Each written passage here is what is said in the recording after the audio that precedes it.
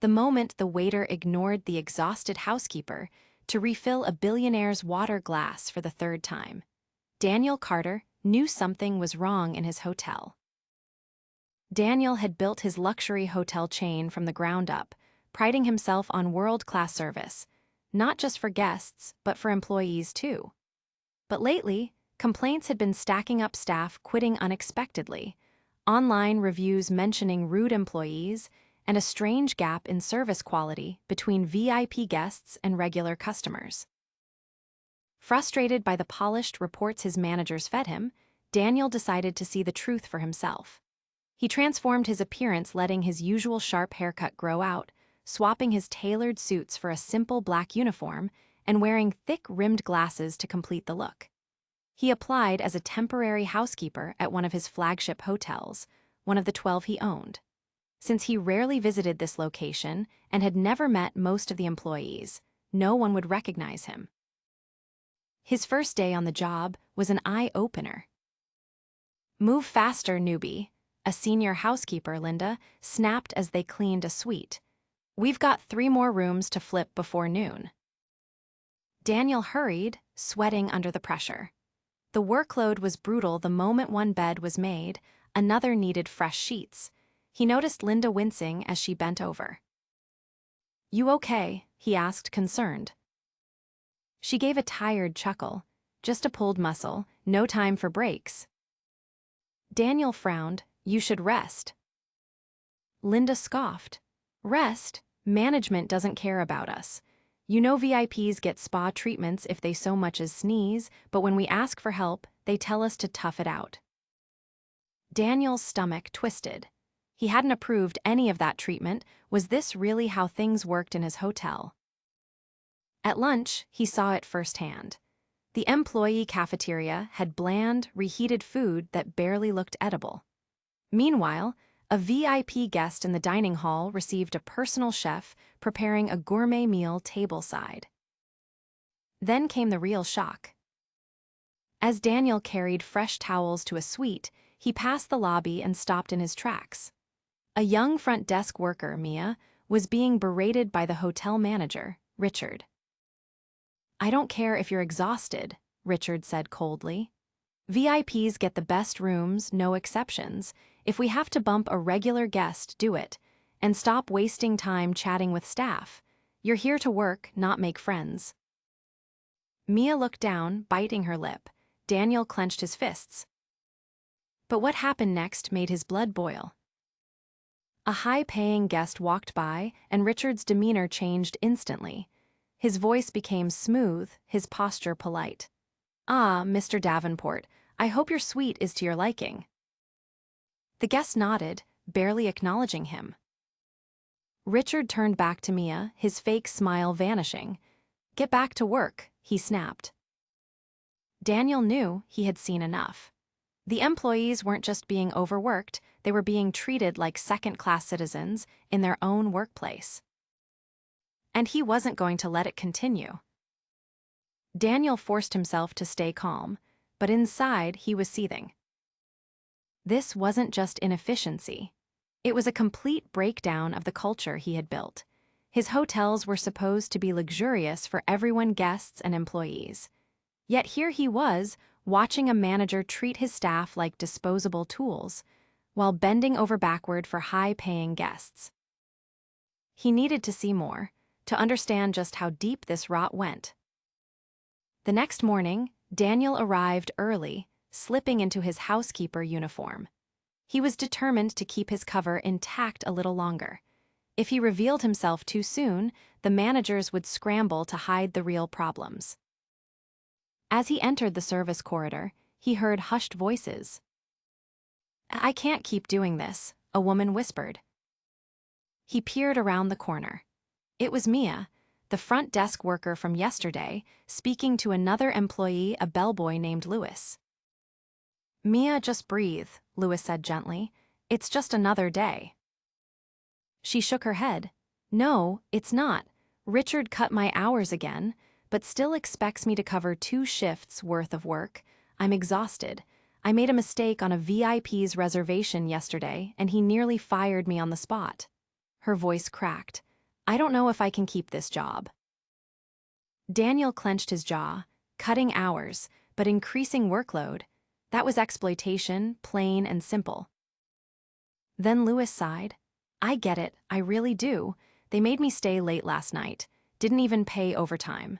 Just told me to clock out first, then finish helping a VIP with their bags. Daniel's hands curled into fists. Illegal, that was outright wage theft. Before he could step in, a sharp voice cut through the hall. What are you two doing? Richard. Mia and Lewis flinched as the hotel manager strode toward them, his expression hard. This isn't social hour. Get to work. Lewis opened his mouth, but Richard's glare shut him down. Unless you're offering to cover Mia's shift out of your paycheck, I don't want to hear complaints. Mia looked down, defeated. Daniel had seen enough. The breaking point came that afternoon. Daniel was assigned to clean one of the VIP suites, a massive, lavish room with a private balcony. As he scrubbed the bathroom sink, he overheard voices from the hallway. You need to get rid of her. Richard's voice again. Daniel paused, hands tightening around the sponge. A second voice, another manager sighed. Mia. Yes, she's a liability. She's too soft with customers, and she keeps pushing back when I give her instructions. We need someone who'll just follow orders. Daniel's blood ran cold. They were planning to fire her. For what? Caring about guests, refusing to be a pushover. He couldn't stay silent any longer. That evening, Daniel made his move. The hotel staff was gathered in the break room, worn down from another brutal shift. Richard stood by the doorway, arms crossed, clearly irritated. Daniel stepped forward. Tough day, he asked, keeping his voice casual. A few employees chuckled dryly. Every day's tough, Linda muttered. Daniel nodded. Yeah, I've noticed. Then he took off his glasses, straightened his posture, and spoke in a voice that commanded the room. I'm Daniel Carter. Silence. Dead silence. Mia's eyes widened, Lewis's jaw dropped, Linda froze. Richard's face drained of color. I own this hotel, Daniel continued, his voice steady, and I've been working undercover here for the past few days. He scanned the room, locking eyes with each employee. What I've seen is unacceptable. Richard finally found his voice. Sir, I don't. The single word silenced him instantly. Daniel turned to the employees. I've watched you work yourselves to the bone while management ignores your needs. I've seen you disrespected, underpaid, overworked, and treated like second-class citizens in your own workplace. His voice hardened. That ends now. He shifted his gaze to Richard. I heard your little conversation earlier. Planning to fire Mia, he let the words hang. For what? Doing her job too well. Richard stammered. I was just considering what's best for the hotel. No, Daniel cut him off. You were considering what's best for yourself. A long pause. Then Daniel turned to the rest of the staff. From this moment forward, things will change. Effective immediately, wage theft stops. If you work overtime, you get paid overtime. He glanced at Lewis, who looked stunned. Breaks will be enforced. No more skipping meals because of management pressure. He turned to Mia. Your job is safe, and not just safe, you'll be getting the support you need. A murmur of disbelief rippled through the room. Then Daniel faced Richard. You, he said coldly, are done here. Richard paled. Sir, please, You don't deserve to manage this hotel, Daniel stated bluntly. You've built a culture of fear instead of respect. Pack your things. Security will escort you out. Richard opened his mouth, then closed it. He knew there was no saving himself. As security entered, He turned and slunk away, shoulders hunched. Daniel exhaled. Then he looked back at his employees. "This hotel is supposed to be a place where everyone is treated with dignity," he said. "Not just the guests. That's what I built this company on, and I will not let that be forgotten." A long silence followed. Then someone started clapping. Linda. Then Louis. Then the entire room. Mia wiped at her eyes, smiling for the first time that day. For the first time in a long time, the staff finally felt seen. And Daniel. He knew this was just the beginning. The applause faded into a stunned silence. No one moved. No one spoke. The weight of what had just happened lingered in the air like an electric charge. Daniel let the moment settle. He needed them to feel it, to understand that this wasn't just another empty corporate speech. He had fired their manager, the man who had ruled over them with intimidation and manipulation right in front of them. And that was just the beginning. He took a slow breath, then he spoke again. "I know some of you might not trust this," he admitted. His voice was firm but not unkind. "You've been ignored for too long, lied to, overworked, underappreciated." He scanned their faces, reading the mix of shock, exhaustion, and cautious hope. "I don't expect you to believe that things will change overnight." A pause. "But they will change." Mia swallowed hard. Louis shifted on his feet. Linda's arms were crossed, but her expression softened just slightly. Daniel continued. "Starting tomorrow, I'll be holding one-on-one meetings with every employee here. I want to hear your experiences. The good, the bad, everything. No filters, no fear of retaliation." His gaze flickered toward the door Richard had just walked out of. "Because the people responsible for that retaliation won't be here anymore." A murmur rippled through the break room. Linda, ever the skeptic, raised a brow. "And what about the rest of management?" Daniel nodded. "A fair question. I'm evaluating every single manager in this hotel," he said. "If they've been part of the problem, they're gone." Louis let out a quiet breath. Mia's eyes darted to the floor, as if she still couldn't quite believe this was happening. Then a voice from the back. "What about our pay?" Daniel turned. The question had come from a young janitor, barely out of his teens. His uniform was worn, his shoes scuffed, but his expression was serious. Daniel met his gaze. "Salaries and wages are being reviewed immediately," he said, "especially for housekeeping, kitchen staff, and front desk employees. If you're underpaid, you won't be for much longer." Another murmur, this time louder, hopeful. Daniel could see at the shift. The disbelief was still there, but cracks were forming in the wall of distrust. Then he took a step forward. "And one more thing." Everyone stilled.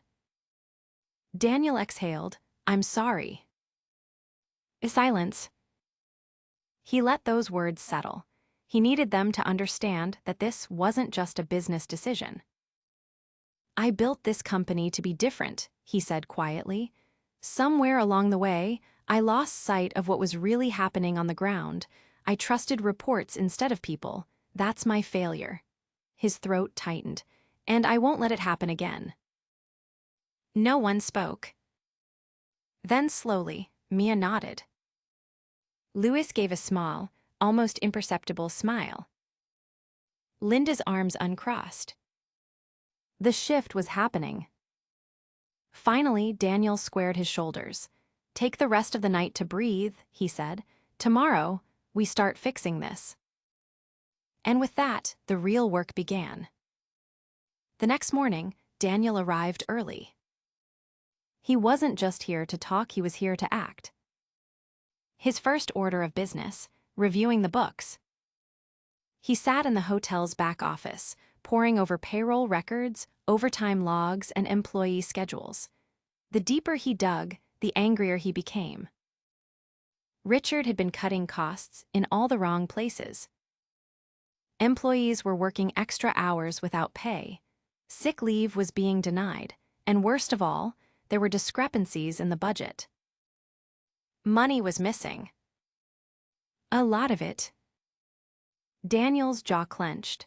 This wasn't just mismanagement, it was theft. He pulled up security footage, cross-referenced receipts, and then the final nail in the coffin. Richard. On camera. Taking hotel funds and rerouting them into a private account. Daniel leaned back in his chair, exhaling slowly. So that's how he afforded that new car last month. It wasn't just about mistreating employees. Richard had been stealing from the company itself. Daniel picked up his phone. "Get legal on the line," he said, "now." By noon, the entire hotel was buzzing. Employees were talking, whispers spreading like wildfire. Richard wasn't just fired, he was being investigated. And for the first time in a long time, the staff felt something they hadn't felt before. Justice. Linda, who had worked under Richard for years, shook her head in disbelief. "I knew he was a snake," she muttered. "But this, I didn't think anyone would actually hold him accountable." Daniel met her gaze. "That's the problem, isn't it?" he said. "People like him get away with it because no one steps in." Linda studied him for a long moment. Then she nodded. Maybe, just maybe, this time would be different. The one-on-one meetings began that afternoon. Mia was the first. She sat across from Daniel in the now cleared-out manager's office, fidgeting slightly. "You don't have to be nervous," Daniel said gently. She gave a small, hesitant smile. "It's just, I've never had someone this high up actually care about what I have to say." Daniel's chest tightened. "Well," he said, "that changes today." Mia took a breath, then she spoke. And for the next hour, Daniel listened. Really listened.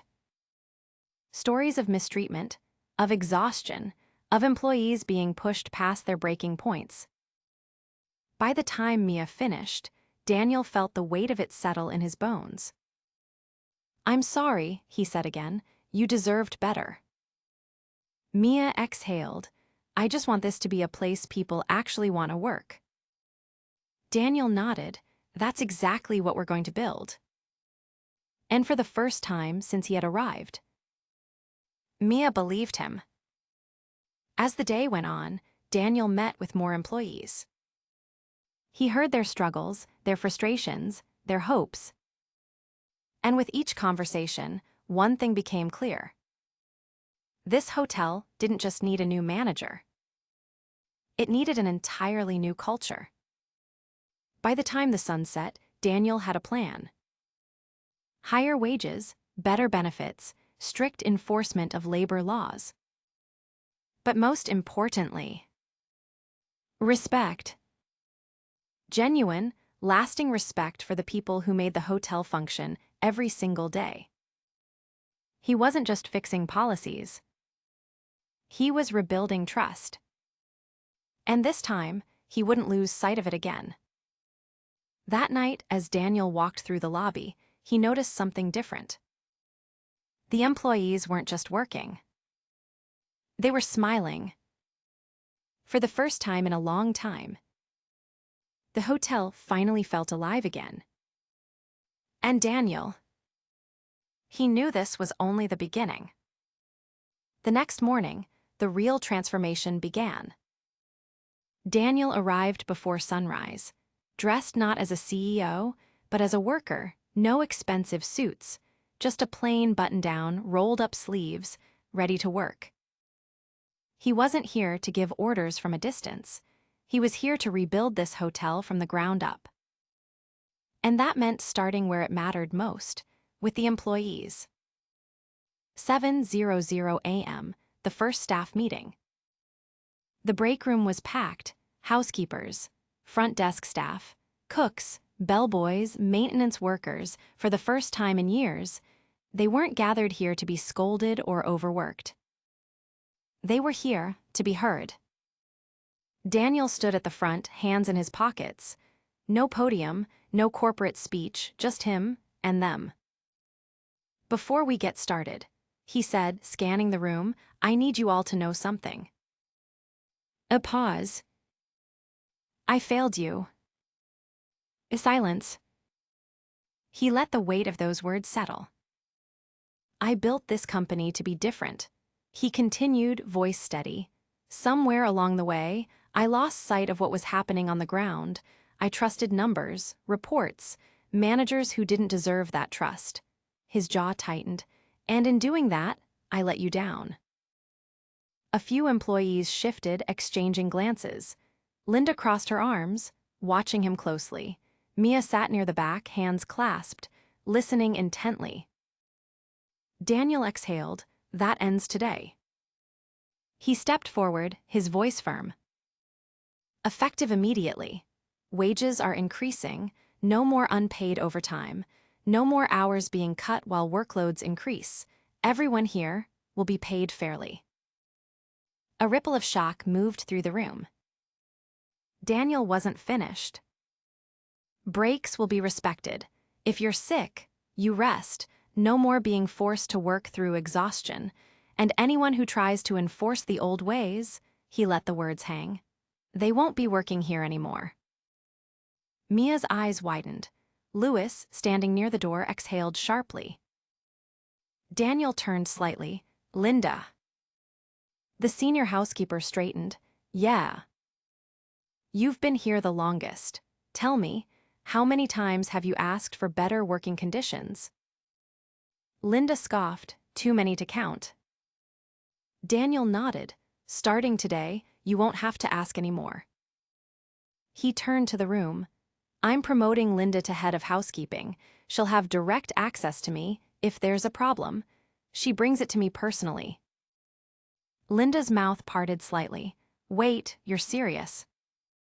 Daniel smiled. "Very." A murmur swept through the employees. This wasn't just talk. Changes were happening. And then, the final blow. Daniel's expression darkened. As for Richard. The room tensed. "He's not just fired, he's under investigation for theft. Thousands of dollars, stolen from your hard work. He won't just be leaving this hotel." Daniel's voice dropped. "He'll be answering to the law." A collective gasp. Louis muttered, "No way." Mia covered her mouth. Linda laughed. A deep, satisfied chuckle. "About damn time." Daniel let the reaction ride out. Then he straightened. "This is just the start," he said. "We're building something better, a hotel where employees aren't just workers, but valued, where management respects you, where guests VIP or not get the same world-class treatment." He met their eyes. "But I can't do it alone." A pause. "I need you all with me." The room was silent. And then, one by one, employees nodded. Linda, Louis, Mia, the janitor who had questioned him the night before. They believed him. For the first time, they believed. 10:00 a.m., walking the floors. Daniel didn't just make promises. He acted. He walked the hotel floors, side by side with the staff, helping housekeeping flip rooms, assisting the front desk, observing the kitchen. Everywhere he went, he listened. "What's the hardest part of your job?" he asked a bellboy. "The constant pressure. We're expected to sprint between rooms, but if we take a second too long, we get yelled at." Daniel nodded. "That changes now." To a housekeeper, what do you need to make your job easier? Better equipment. Some of these vacuums barely work. Daniel made a note. Consider it done. With every conversation, every small fix, the culture began to shift. 1:00 p.m., the lunchroom surprise. Daniel had seen the employee cafeteria. The food was terrible. So he changed that too. At lunchtime, employees walked in and stopped cold. The usual bland, reheated meals, gone. In their place, a full buffet, fresh food, made by the same chefs who cooked for VIP guests. Mia stared in disbelief. Is this for us? Daniel, standing near the buffet, smiled. Eat up. Linda grabbed a plate, took a bite. Her eyes widened. Oh, hell yes. Laughter rippled through the room. For the first time in years, the employees felt valued. 3:00 p.m., the final reveal. Daniel gathered his leadership team. New managers handpicked based on merit, not favoritism. And in front of the entire staff, he made a promise. This isn't a one-time thing, he declared. I will be back unannounced. Regularly. I won't let this hotel or any of my hotels fall into the wrong hands again. He turned to Mia. You're being promoted to guest experience supervisor. I need someone who actually cares about people in that role. Mia's hands flew to her mouth. I don't know what to say. Say yes, Daniel said, smiling. Tears welled in her eyes. Yes. A roar of approval filled the room. For the first time, employees weren't just surviving. They were thriving. 6:00 p.m., Daniel's reflection. As the sun set, Daniel stood in the now thriving lobby. Guests both VIP and regular were being treated equally. Employees smiled as they worked. The energy was different. And Daniel. He felt proud. He had come undercover to find the truth, and what he found was broken. But now it was whole again. And he would never stop watching. Never stop listening. Never stop leading from the ground up. Because this is what leadership truly meant. And he would never forget it again.